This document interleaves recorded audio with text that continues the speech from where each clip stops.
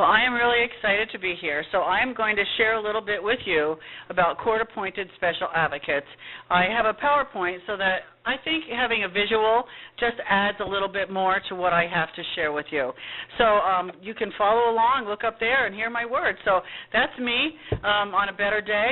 And that's just to let you know that court-appointed special advocates are located, and it's court-appointed special advocates of Lane County. And I also want to clarify that we're located in Lane County, not funded by Lane County. We get a very small piece. We're a nonprofit located in Lane County, and as you know, Lane County is a big county. It's one of the larger counties in the state of Oregon, and so that means what court-appointed special advocates reaches to Florence, Oak Ridge, Junction City, Cottage Grove, and all points in between. So court-appointed special advocates located in Lane County. So I like to start out with some fun facts because, you know, it's a fun kind of day. Even if it's a little cloudy, I think it's fun to know some silly things that we would never know otherwise. So did you know that both of Blackjack's parents, Blackjack, you know, Jack Black, were rocket scientists? And he's a comedian. Oh, yeah. One that I think is really true, mosquitoes have 47 teeth. I agree. A banana is actually a berry. Did you know that? I did not know that. But a strawberry is not? What? And then the only number whose letters are in alphabetical order are 40. And here's a good one. I always tell this when I do a presentation to teenagers especially. All 50 states are listed across the back of the top of the Lincoln Memorial on a $5 bill. And if I'm talking to teenagers, they usually are pulling out a 5 to see if it's there. It is. And we went to Washington, D.C., and you know what? Across the top of the Lincoln Memorial, every state is listed for real in life, as well as on the $5 bill. And my last one is, did you know that 111, 111, 111 times 111, etc., equals 1, 2, 3, 4, 5, 6, 7, 8, 9? You know, these are things that keep me up at night. So I want to talk about fitting in because our kids, our CASA kids, always want to fit in. So here's a little fun thing. You can do the math in your head. You don't have to do it if you don't want to, but it's kind of fun if you're a math person. My husband over here, Garth, is a math person. He loves this stuff. Me, I'd rather read, but, you know, it's okay. Okay, so choose a number between 1 and 20. Double that number. Add 10. Divide by 2, then subtract the number you started with. Any volunteers what number you got? Go ahead. Okay, again. 5 is the number, and that's okay. If you didn't get it, it's okay. I'm with you because I didn't get it the first time either. 5.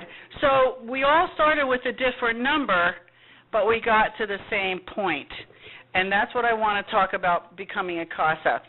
Court-appointed special advocates are, all of them are volunteers, people who are willing to give their time and their talent and their heart, the gifts they bring to this job as a volunteer. Volunteers need. Now, I'm going to tell you a little joke, so kind of bear with me.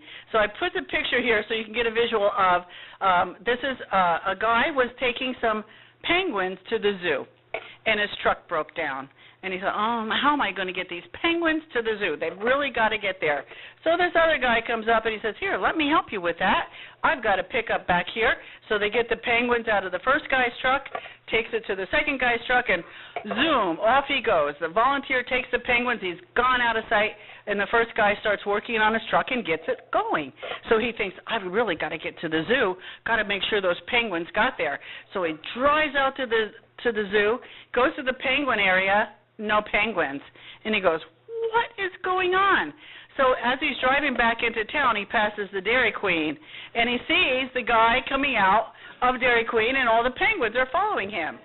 And so the first guy says to the volunteer, what are you doing? So the second guy says, well, we had so much fun at the zoo, I thought I'd take him out for ice cream. So volunteers need clear communication and clear expectations. And so I thought you might want to see the cute little penguins. Here they are. They had a great time at the zoo, and they enjoyed their ice cream. So let's talk about the kids, children that we serve, children that we are talking about. In the first song, the Spirit song, our wings, we should be free to have wings. Our children should be happy, right? We should see kids outside playing and smiling and just having a good time. And I thought these two were adorable. CASA volunteers give a voice to abused and neglected children. Not all children are happy. Not all children are safe. Sometimes I talk about our CASA kids as, know what this is? Tootsie Pop, right? I'm sure everybody in this room has had a Tootsie Pop at one time or another. If not, I have some up here. You got to experience one because they're really good. So a Tootsie Pop, what do you know about a Tootsie Pop? Chocolate, soft, yummy in the middle, hard on the outside. And I say that's how our CASA kids can get. They've been through different foster homes, have been treated poorly by people that they should be able to trust. And so they kind of get hard on the outside, but there's still a kid on the inside. I do have some Tootsie Pops after I'm done if you want one. We always want to tell the children it is not their fault. If anyone in this room has experienced childhood abuse or neglect, I don't want to know who. You know who you are. It was not your fault. That has to be a clear message to our children. CASA volunteers give hope in a future to the children that they serve. Currently in Lane County, just Lane County, CASA, by the way, is national. If you watch Dr. Phil, he always talks about CASA. Love Dr. Phil. Currently in Lane County, last year, at least 1,500 spent at least one day in foster care. That's way too many. Currently, 400 foster children have a CASA. We served 404 actually last year. Active kids in foster care right now, there are over 1,000. So what does a CASA volunteer do? Currently we have about 218. Sounds like a lot, doesn't it? Well, with over 1,000 children in foster care, we need more. So each volunteer dedicates 2 years to their CASA child. On average, some are longer, some are shorter. They spend approximately 10 to 15 hours a month volunteering, so it's not a full-time job. Many take multiple cases because the need is so great, and that's how we could reach 404 children with only 218 active volunteers. We don't expect them to do that at first. Each CASA volunteer receives 40 hours of training and lots of support. Now, you see our training room, which is located in Eugene, and we're not in Eugene. We are in Florence, and I love this news. We are reaching rural areas because we can train you in the comfort of your home via your computer. So we have distance learning now. You would be part of that class as if you were sitting in there. You can ask questions. You can hear everything that's being presented. You can hear the speakers, and you are part of that class. You are considered CASA volunteer applicant in training from the comfort of your home. Now, we do want you to come over, and I heard that a group might be coming over for some training. If it's a weekday, come on over to the CASA office location. I would love to show you our office. It's small. It's an old farmhouse. Our staff is very small. Many people just work part-time. We're nonprofit. Money has to go for those kids. So 40 hours of training. We ask, this is one of the most important parts, that our CASAs visit every 30 days with their CASA child. Spend at least 1 hour with their CASA child, so they build a relationship. During that visit, they check out how's things going in that foster home. We had one CASA that visited her CASA child, and they were walking through this cold laundry room area, and there was a little bed. And the CASA said to her CASA child, "Whose bed is that?" And the kid said, "It's mine." So then she has to report that to DHS because it was unheated. Now, if you're out of room and you have a cozy little place where you wash your clothes, that's different. But this was cold, unheated, and it was separated from the home. So that's not okay. The kids has suffered neglect and abuse. we want to make sure they're cared for. Most foster homes are lovely. Most are amazing. But every once in a while, so as the CASA goes in, they see how things are going and how that child is interacting with the other people in the home. So what do you do on those visits? You can make puzzles, bake cookies, play games. We don't allow the CASAs to be alone with the child. No, we don't allow the CASAs to buy the children gifts. Why? Because the kids don't need stuff. They need an adult that they can depend on. So I have a fantastic CASA. She's amazing. Most of them really are, but this gal just went one step above. You know, you always have that one special person. So she went out and got this bag and had a frog on the front. And in it she put toys and puzzles and crayons and coloring books. And so she visited her CASA children. She had 3. And the first visit, she got to know the kids, and they were playing. And then as she finished it, she started putting in everything back into the bag, and the kids just came unglued. What are you doing? Aren't you going to leave that? And she said, no, I'm going to bring that back next time I come. Well, remember, they're hard on the outside, and they said, grown-ups don't ever come back. 2 years later, she's still visiting. The older child was removed from that foster home. God bless you on your sneeze. The older child was removed from that home, and he had a new caseworker, a new attorney, a new foster home. CASA was the constant. She got to the foster home before he did, and she saw him walking up the path, kind of sad. And as he looked up, he saw her frog bag, and he started to smile, and he ran to her. Now, we can't go up and give the children hugs, but if they come up and hug us first, you better believe we're going to give them a hug back. And so he's doing really well in that foster home now, actually getting ready for adoption. So it worked out well. Children with a CASA are more likely to find a safe and permanent home because they have a voice in court. So what does that mean? CASA volunteers are trained. So these pictures depict the courtroom. Juvenile court is in Eugene. So if you here in Florence, the only court you have is civil court. You're going to hear only adult cases. The juvenile court is at Serbu Youth Campus, and it happens, if you were a CASA, you would come about every 6 months over to Eugene to represent that child. Now, you're probably thinking, well, I'm not a lawyer, and I'm kind of shy to speak. You bet. Everybody is. It's really difficult. That's challenging. But somebody needs to be a voice for that child. And so in training, you're trained how you can be a voice. As you visit the child, you're going to find out things from him. You're going to talk to the doctor, all the agencies and people that speak into that child's life, and you are going to write a report. And that's what you learn in the training. We don't expect anybody to come in and do it right off the top of their head. Even lawyers who apply, it's different, but it's a professional volunteer, and you are a voice for that child in court. So children who have a CASA are less likely to be abused again because they've got a CASA who's saying, wait a minute, we're not going to let that happen. The CASA will say in court, I don't believe this child is ready to go back to the parents. Why? Because mom hasn't done what she's supposed to, dad hasn't done what he's supposed to. Or the CASA may say, I believe this child is ready to go back because the parents have done what the court has required them to do. Children with a CASA are half as likely to return to foster care.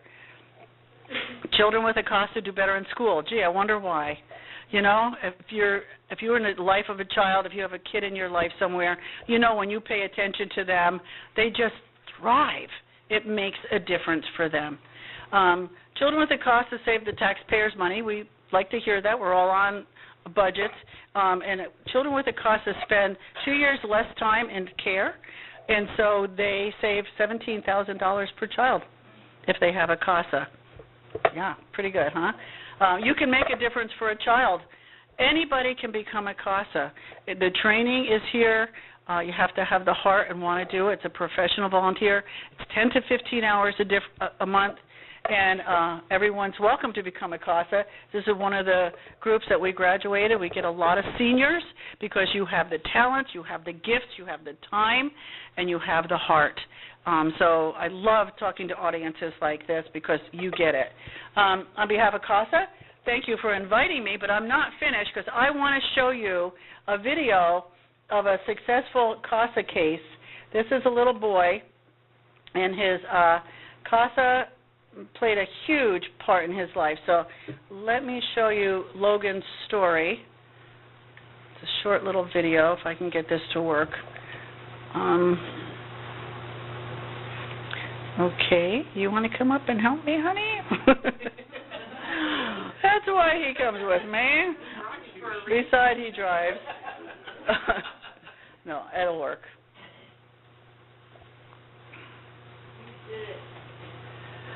Oh, come on. What did I do? How come Logan isn't on here? Wait, Logan, wait for us. Thank you for hanging in there with me. Okay, why isn't Logan? There he is. He should be up here. Oh, there he is. Okay, I'll be quiet. My name is Logan, and this is my story.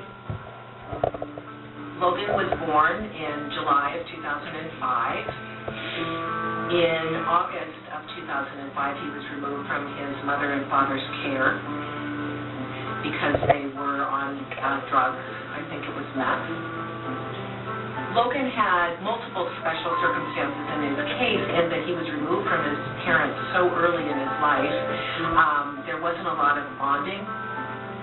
Defiant, couldn't advocate for himself, couldn't talk about his feelings, wanted to get away from things, used to hide under tables. He was diagnosed with post-traumatic stress disorder, ADHD, and then just had some emotional challenges that are associated with the first 10 years of his life, frankly.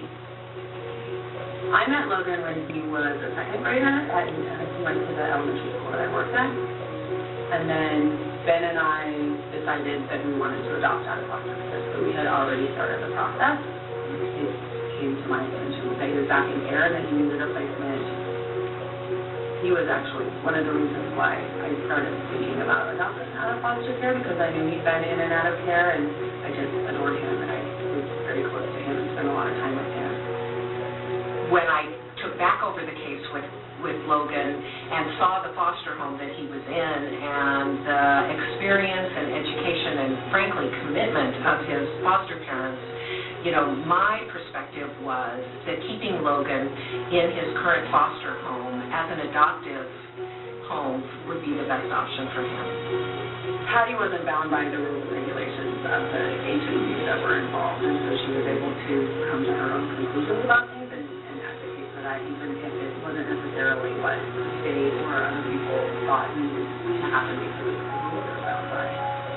It was instrumental in terms of being able to advocate for himself, because he couldn't do that. He'd been in and out of foster care. He had no choice in the matter. He's had no choice in terms of what his family situation is. He was always in flux. I feel comfortable talking to her about stuff. Sometimes I would say stuff to her, and some other people too, then they go to the court and tell everybody what I was saying. So I just naturally got nervous to say it myself. Logan is doing so amazing these days. One of the things that I noticed about Logan over the last 4 years is the difference that a loving and committed family and home environment with some structure and stability, you know, what the changes that can be made. Combined with that, he's also in the Talented and Gifted program, so he's very, very bright. I really want Logan to, and I think he's really starting to figure out what he's passionate about, and to not see struggle as a dead end, but as something that he can figure out how to work around. I really think that Logan is going to be very well adjusted to happiness. I have so many fewer concerns about his future now than I had when I was. I think what a CASA in general brings, again, to the picture is the ability to step back and really I get to talk to and am chartered with talking to everybody. CASA is the constant thread, and while we're not with the kiddo every day, that, you know, he knows that the CASA is going to be there with him and committed to him throughout this process. I think everybody respected Patty's opinion and her point of view because they knew that her only agenda was to advocate for what was in Logan's best interest. I think everybody really trusted her and her judgment about what was right. CASA is awesome. And I think everybody should have CASA. It was really nice Patty being that voice for me.